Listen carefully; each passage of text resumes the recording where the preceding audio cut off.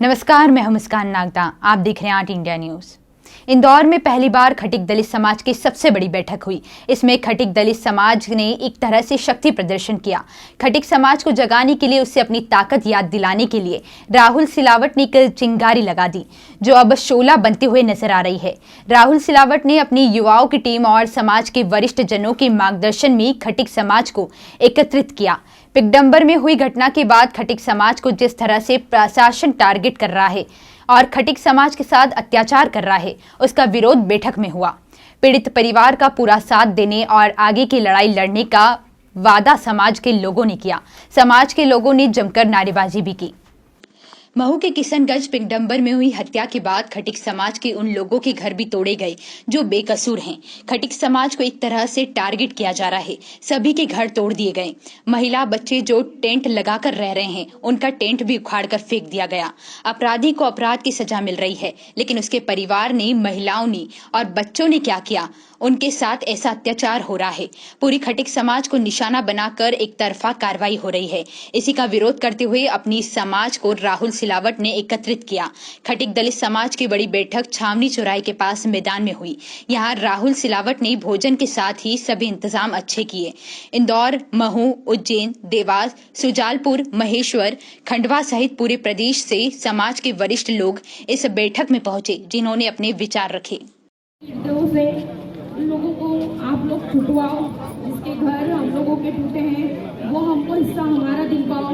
जो भी हमारे बच्चे लोग जिनके पास कपड़े नहीं है, खाने को नहीं है, टेंट लगाया, टेंट के वहाँ से हम लोगों को हटा रहे हैं, उन लोगों को हटाओ। जो हमारा व्यक्ति बाहर घूम रहे हैं उन पे कोई चार्ज नहीं लगे, क्योंकि वो व्यक्ति जो निर्दोष है वो भी घरों घर, हर किसी के घरों घर घूम रहे हैं। जहाँ आज तक वो निकलते नहीं है, करते नहीं है, जिन्हें आज तक कुछ करा नहीं है, वो घरों घर भटक रहे। उन लोगों का खाने का ठिकाना नहीं है, कुछ चीज़ों का ठिकाना नहीं है। हम हमारे छोटे छोटे बच्चों को लेके कहाँ जाए? आप बताओ। आज एक व्यक्ति हम लोगों के पास में आना नहीं समझ रहा था। जिस दिन हमारा घर टूटा, एक व्यक्ति हमारे पास नहीं आके पूछा कि आपको कुछ परेशानी है, कि आपकी हमारी कोई समस्या नहीं थी। हमारी लड़ाई विवाद कुछ भी नहीं चल रहा था। हमारा प्लाट था, प्लाट पे हम बोरिंग कराने गए थे, तो वहाँ के लोगों ने आके कूद के मारा कुटी चालू कर दिए। हम उनके यहाँ तो नहीं गए थे, वो हमारे यहाँ आए। और जो बच्चा गया है, हमको उसका भी बहुत अफसोस है।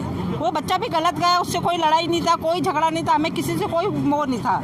जो भी हुआ, जैसा भी आज जो आपकी समाज एक हुई है, आपके समाज के आज समाज एक हुई है, आज समाज एक हुई। इसको देख के थोड़ा सा मन में खुशी हुई है कि समाज ने समाज के लिए कुछ करना चाह रही है। और ये आगे नहीं, ये आगे तक भी चलता रहेगा तो बहुत ज़्यादा हमें सपोर्ट मिल सकता है। जो मकान टूटे गए हैं, हमको वहाँ से निकाला नहीं जाए, हमको हम छत दिला जाए, ज़्यादा नहीं तो थोड़ी देर। वहाँ कंटोमेंट भी है और ग्राम पंचायत भी है। तो अगर कंटोमेंट बोला जा रहा है तो कंटोमेंट तो पूरा मऊ है, फिर पूरा मऊ को खाली कराया जाए। और अगर कंटोमेंट में नहीं दिया जा रहा तो जो ग्राम पंचायत की जमीन है उसमें हमें थोड़ी जमीन दिया जाए। नाम आपका? मेरा नाम हीना वर्मा।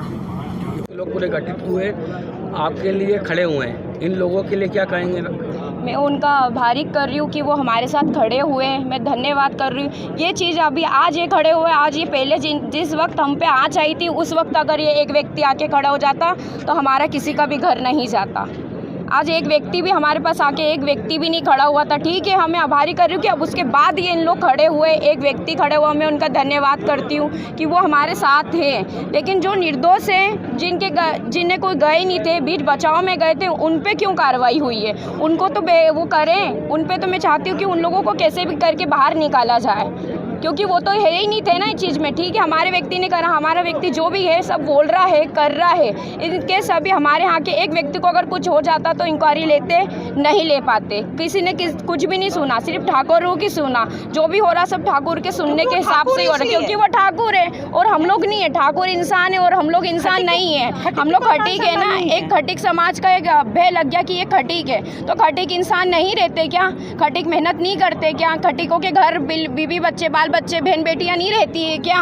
अभी इस वक्त हमारी ऐसी कंडीशन आ गई है कि हम लोग टेंट लगा के रह रहे हैं, हमारा टेंट भी नहीं लगने दे रहे हैं। वहाँ से आके कैंटोनमेंट वाले सब वहाँ से तोड़ रहे हैं कि ये तो कैंटोनमेंट में आता है। तो कौन से इतने साल से रह रहा है, इतने साल से कैंटोनमेंट का ध्यान नहीं आया। जिस वक्त ये सारी चीज़ें हुई, कैंटोनमेंट वाले सब आ गए।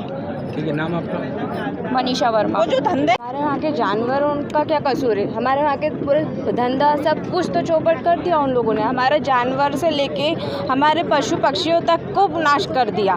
कुछ भी नहीं है, हमारे कमाने खाने तक का जड़ उनने पूरा नष्ट कर दिया। अब हम क्या खाएंगे, क्या कमाएंगे, क्या करेंगे? और हमारे बच्चे, उनका क्या कसूर है? बेचारे बच्चे उन कहाँ जाएंगे? छोटे छोटे से हैं अभी। और हमारे माँ बाप जो सास ससुर अभी तो हार्ट के पेशेंट है, उनका क्या होगा?